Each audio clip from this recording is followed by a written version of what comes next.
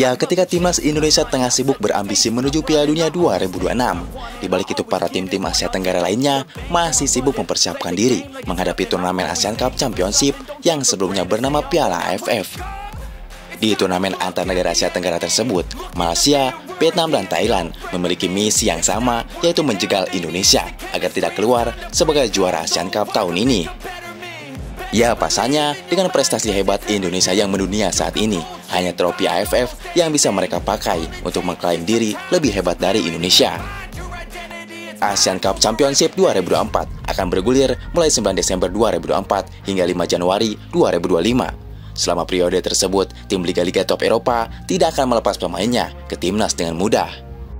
Pasalnya, turnamen ini di luar agenda resmi FIFA. Hal ini membuat timnas Indonesia tidak akan turun dengan kekuatan penuh karena pemain-pemain andalan Garuda kebanyakan bermain di kompetisi top Eropa.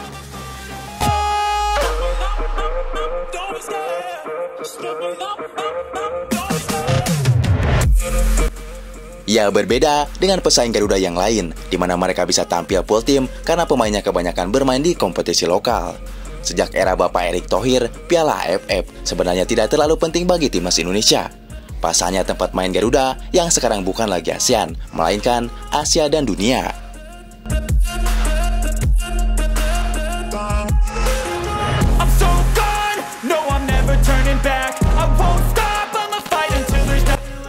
Ya, namun demi membungkam mulut pedas para tim-tim tetangga, Indonesia akan serius meraih trofi Piala AFF tahun ini.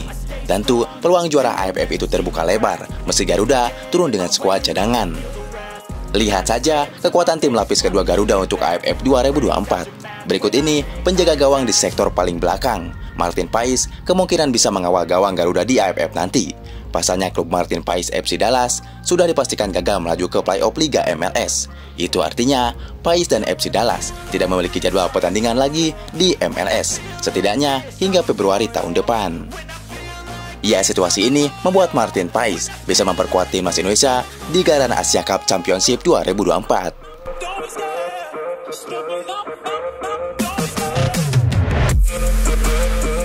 Ya, meski tanpa Justin Hubner dan Mitch Heger di lini belakang, Garuda masih cukup kuat untuk ukuran turnamen sekelas Piala AFF. Di posisi bek tengah, sebelah kanan Garuda akan diisi oleh Rizky Ridho. Kapten tim Persija Jakarta itu merupakan pemain inti timnas Indonesia saat ini. Ya, kemampuan bertahannya sudah tidak perlu diragukan lagi. Ya, kemudian di posisi belakang Jordi Amat akan mengisi posisi stopper. Selain kuat dan bertahan, pemain Johor Darul Ta'zim itu juga memiliki akurasi passing yang mematikan. Pemain 32 tahun itu akan jadi andalan Garuda dalam up serangan dari bawah.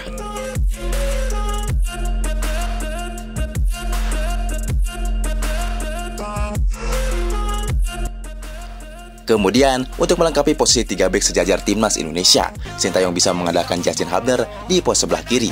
Bek Walpes itu kemungkinan akan melepas Justin Hubner ke timnas Indonesia karena sang pemain saat ini hanya bermain di tim U21.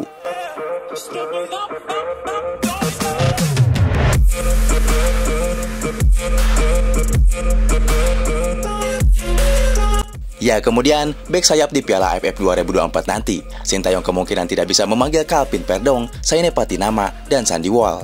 Pasalnya ketiga pemain itu merupakan andalan di klubnya masing-masing. Ya, meski begitu, Sintayong masih memiliki pemain yang tak kalah hebat dari mereka bertiga untuk posisi sayap kanan. Ya, Sintayong bisa mengandalkan Asnawi Mangku Alam. Wakil kapten Garuda itu tengah menjalani musim hebatnya bersama Porto FC.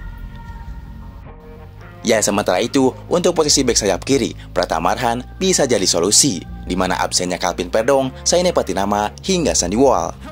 Tentu, turnamen AFF ini bisa jadi ajang pembuktian bagi Pratama Arhan setelah cukup lama tidak merumput bersama klubnya Suwon FC.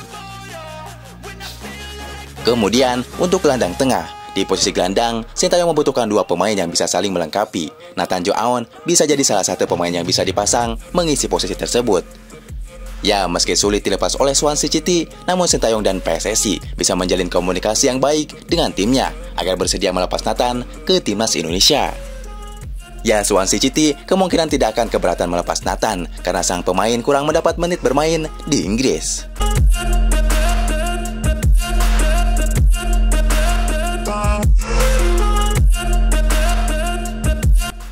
Ya, kemudian untuk menemani Nathan Jo Aun di tengah, Sintayong bisa melobi FC Utrecht agar melepas Ipar Jenner ke skuad Garuda. Sebelumnya, FC Utrecht pernah melepas Ipar Jenner ke timnas meski bukan agenda resmi FIFA. Ya, tinggal bagaimana PSSI melakukan pendekatan pada klub Ipar Jenner agar sang pemain mendapatkan izin. Ya, jikapun nantinya Nathan dan Ipar Jenner gagal mendapatkan izin dari klubnya, Sintayong bisa memainkan Mark Klok dan Ricky Kambuaya. Kemudian, untuk misi gelandang serang Garuda, Sintayong bisa mengandalkan trio pemain muda sebagai trio maut. Marcelino Ferdinand bisa ditempatkan di posisi tersebut. Ya, Marcelino kemungkinan akan mendapatkan izin dari klubnya Oxford United karena kurang menit bermain. Ya, sebagai ujung tombak, Sintayong layak mencoba Jens Rappen. Tentu di posisi penyerang tengah, statistik hebat Jens Rappen bersama timnas Indonesia U20 bisa jadi pertimbangan Sintayong. Ya, kemudian penyerang satu lagi, Sintayong bisa mengandalkan Witan Sulaiman sebagai serangan balik yang cepat. Dengan trio Jens Rappen sebagai target utama, didukung Witan Sulaiman dan Marcelino Ferdinand, sepertinya cukup mematikan untuk di level AFF nanti. Ya, itulah potensi starting line up timnas Indonesia pada gelaran ASEAN Cup Championship 2024, meski turun dengan skuad lapis kedua. Ya, kekuatan King Indo masih cukup menakutkan bagi Thailand, Vietnam, apalagi Malaysia. Dengan skuad ini, Garuda memiliki kans besar untuk meraih gelar juara, sekaligus membungkam mulut besar para tetangga yang julid.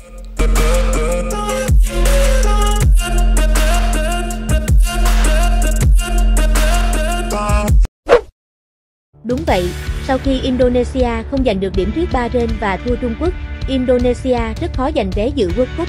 Indonesia nên tập trung vào mục tiêu vô địch AFF với các cầu thủ nhập tịch.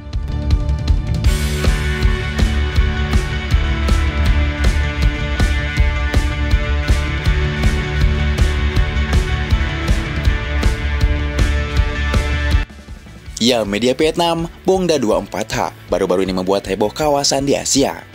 Mereka menyindir timnas Indonesia, mereka menyarankan timnas Indonesia untuk mengutamakan gelar juara Piala AFF 2024 ketimbang lolos Piala Dunia 2026. Media Vietnam itu juga mengungkapkan bahwa Indonesia mustahil lolos karena tidak bisa mengalahkan Bahrain dan harus kalah di tangan timnas China. Kekalahan terbaru melawan China di laga keempat memberikan pukulan psikologis yang cukup berat bagi Asnawi Mangkualam dan rekan satu timnya, ujar media Vietnam. Ya, di sisi lain, media Vietnam menyebut Indonesia saja belum pernah juara AFF semenjak turnamen AFF digelar. Menurut publik Vietnam, sebaiknya Indonesia berambisi mengejar target juara AFF dengan pemain naturalisasi dibandingkan bermimpi lolos ke Piala Dunia 2026. Ingat, sepak bola Indonesia belum pernah menjuarai Piala AFF sejak turnamen ini lahir pada 1996. Dengan bekal pemain naturalisasi berkualitas, PSSI bisa sepenuhnya memasang ambisi mewujudkan cita-cita menjuarai Piala AFF ketimbang hanya memfokuskan segala upaya pada babak ketiga kualifikasi Piala Dunia 2026, ujar media Vietnam.